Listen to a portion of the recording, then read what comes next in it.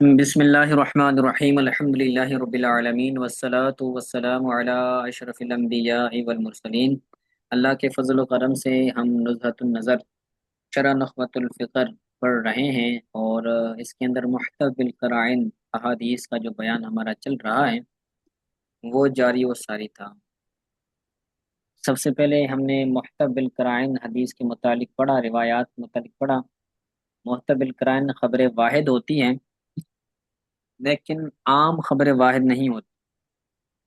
یعنی جس کے اندر قرینے پائے جائیں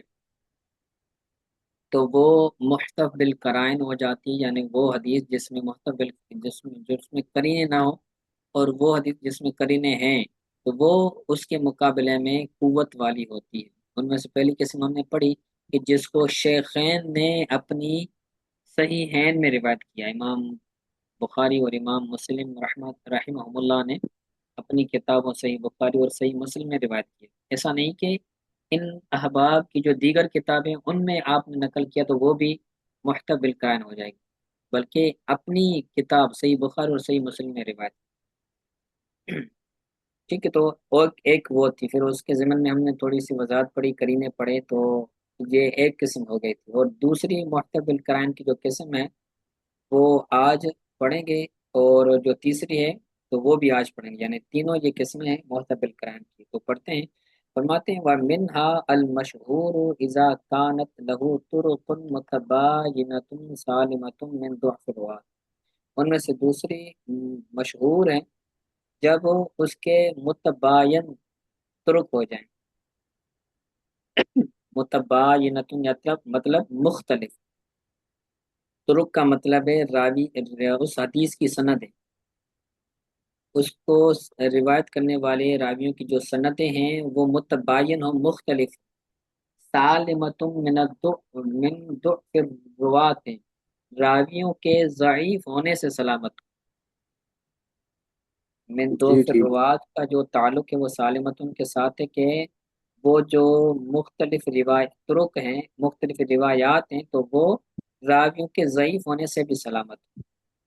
والعلل اور علتوں سے بھی سلامت ہوں۔ علتوں سے مراد ہے یعنی پوشیدہ جو ہے وہ عیب جو ہوتے ہیں اس کو علت کہا جاتا ہے، تو ان سے بھی سلامت ہو سندیں، تو اس کو محتمل قرائن کہتے ہیں۔ وممن صرح بإفادته العلم النظریہ اور الاستاذ ابو منصور البغدادی، جس نے اس کے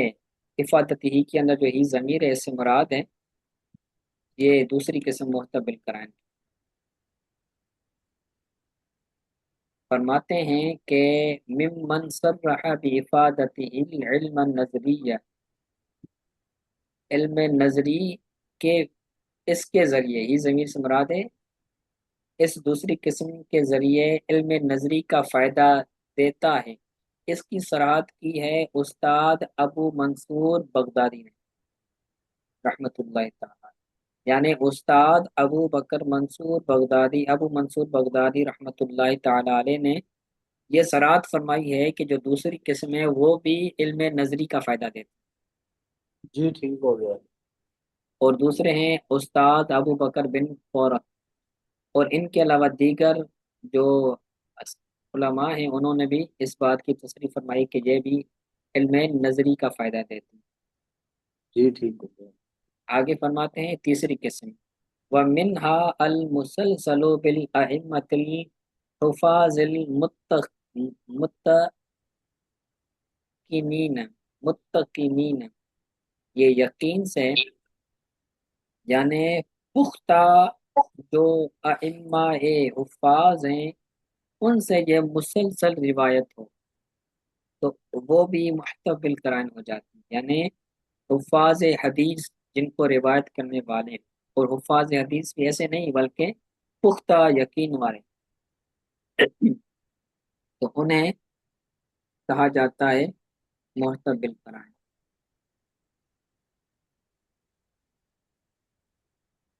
یعنی جس ٹھیک ہو گیا۔ حدیث کی روایت کرنے والے ائمہ حفاظ متقین امام ہو تو ان کو بھی محتف بالقرائن کہا جاتا ہے۔ حیث لا یکن غریبا، اس حیثیت کے ساتھ کہ وہ غریب نہ ہو، یعنی اس کو روایت کرنے والا کوئی ایک راوی نہ ہو، کیونکہ غریب اس کو کہتے ہیں کہ جس کو روایت کرنے والا سند کے کسی سند میں سند کے کسی بھی مرتبے میں وہ ایک راوی ہو تو وہ غریب ہو جاتا ہے۔ کل حدیث الذی یرویہ احمد بن حنبل مثلا، جیسے وہ حدیث جس کو امام احمد بن حنبل روایت کرے مثلا، تو اب اتنے بڑے امام ہیں امام احمد بن حنبل رحمت اللہ تعالی علیہ، یہ محدث بھی ہیں، امام مجتہد بھی ہیں، اور یہ جو ہے وہ ان کی پیروی بھی کی جاتی ہے، یعنی ان کی تقلید بھی کی جاتی ہے، تو یہ اگر کسی روایت کو روایت کریں تو وہ حدیث بھی کیا ہو جائے گی، مفتہ بالقرآن کے ساتھ ہو جائے گی۔ وَيُشَارِكُ فِيهِ غَيْرُهُ عَنِ الشَّافِعِيِّ، اور ان کے ساتھ کوئی اور اس میں شریک ہو جائے امام شافعی سے، یعنی وَيُشَارِكُ فِيهِ عن غَيْرُهُ عن مالک بن انس، اور اس کے ساتھ کوئی اور شریک ہو جائے اس حدیث میں انس بن مالک کے ساتھ، مالک بن انس کے ساتھ، تو پھر وہ کیا ہو جائے گی، فَإِنَّهُ يُفِيدُ الْعِلْمَ عِنْدَ سَامِعِهِ، تو اس کو سننے والے کے یہاں علم کا فائدہ دے گی۔ علم سے مراد ہے علم نظری، علم نظری کا فائدہ دے گا۔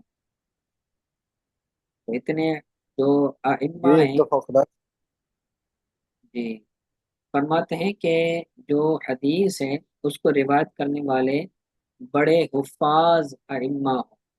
جیسے امام اعظم کا بیان فرمایا، امام احمد بن حنبل کا بیان کیا، تو ایک حدیث ہے جس کو روایت کیا امام احمد بن حنبل نے،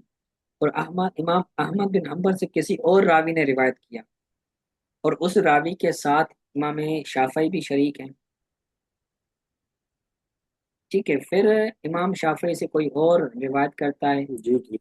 کوئی اور امام جیسے امام مالک کا انہوں نے بیان فرمایا، تو وہاں پر بھی کیا ہو جائے گا، یہ حدیث محتف بالقرآن کے اندر چلی جائے گی اور علم نظری کا فائدہ دے گی۔ علم سے مراد یہاں پر علم نظری ہے۔ فَإِنَّهُ يُفِيدُ، جی کلیئر ہو گیا جی، جی جی کلیئر ہے۔ إِنَّهُ يُفِيدُ الْعِلْمَ عِنْدَ سَامِعِهِ بِالْإِسْتِدْلَالِ من جہت جلالت رواتی، اس حدیث کے راویوں کے جلال کی جہت سے استدلال کیا جائے گا، یعنی استدلال کا جو تعلق ہے وہ یفید کے ساتھ، وہ علم کا فائدہ دے گا،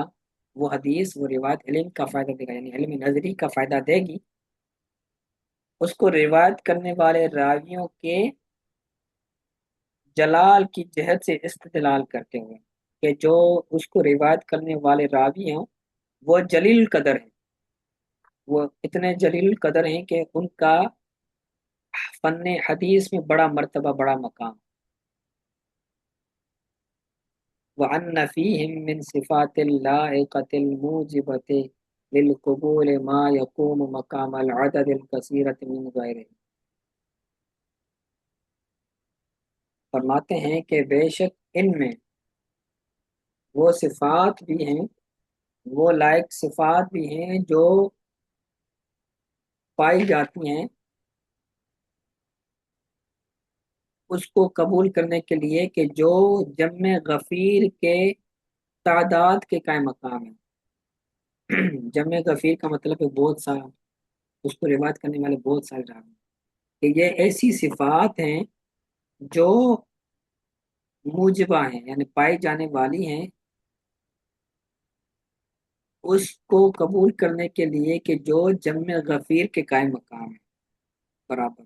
یعنی ایک وہ حدیث ہے کہ جس کو جمع غفیر راویوں کا روایت کرتا ہے، روایت کرنے والے راوی کافی ہیں، اور ایک جی جی وہ ہیں کہ جن کو روایت کرنے والے یہ ائمہ ہیں بڑے بڑے، جیسے امام احمد بن حنبل، امام شافعی، امام مالک، تو یہ روایت کریں اور دوسری طرف جمع غفیر روایت کریں، تو جمع غفیر کو جو روایت کرنے والے راوی ہیں تو اس روایت کے برابر ان حضرات کی روایت ہے، جی ٹھیک ہو گیا۔ تو دونوں کا مرتبہ ایک ہے۔ آگے فرماتے ہیں ولا یتشکک من لہو ادنا، ولا یتشکک، اور شک نہیں کرے گا، ولا یتشکک من لہو ادنا ممارستن، اور شک نہیں کرے گا جس کو ادنا سی مہارت ہو، بالعلم، اس علم میں یعنی علم حدیث میں جس کو ادنا سی بھی مہارت ہو تو وہ انکار نہیں کرے گا، علم کی معرفت ہو یعنی علم حدیث کی معرفت ہو، وہ اخبار الناس، اور راویوں کے خبروں کا علم ہو، جی جی ٹھیک ہو گیا۔ ناس سے مراد روات،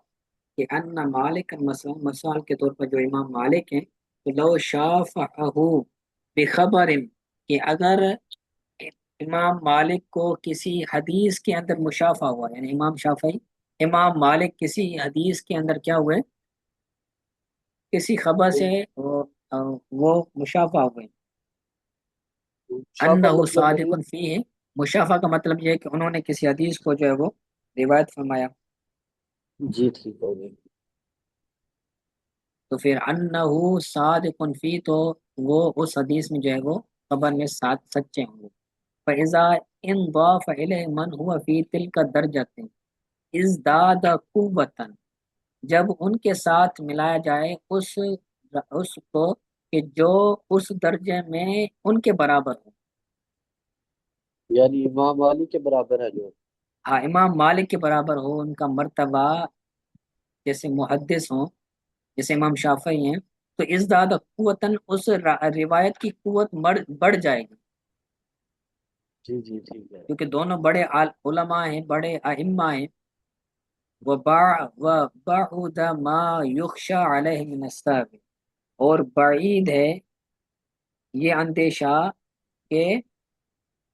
اس پر سہو کا اندیشہ بعید ہے، وبعد ما یخشى، بعید ہے کہ کیا جائے اندیشہ اس پر سہو، کہ امام شافعی سے سہو ہو گئی یا امام مالک سے سہو ہو گئی، تو اگر سہو ہو جاتی تو دوسرا امام اس سے روایت نہیں کرتا، جی ٹھیک ہے۔ ٹھیک ہے، جی آج کافی چلیں نہیں ہے؟ آج کے لیے اتنا کافی ہے، اور